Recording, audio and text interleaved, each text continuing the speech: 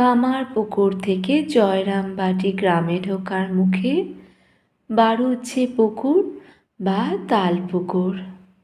জয়রামবাটির বাসিন্দারা এই পুকুরের জল রান্না ও খাওয়ার জন্য ব্যবহার করত। পুকুরটি গ্রামের দক্ষিণ প্রান্তে।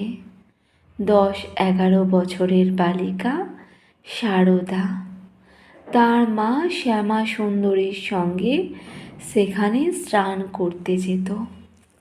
আমরা অনুভব করতে পারি 8 হাত রঙিন খসখসে তাঁতের শাড়ি কোমরে জড়িয়ে মা গরুর জন্য গলা জলে দাঁড়িয়ে দল ঘাস কাস্তে দিয়ে কাটছেন।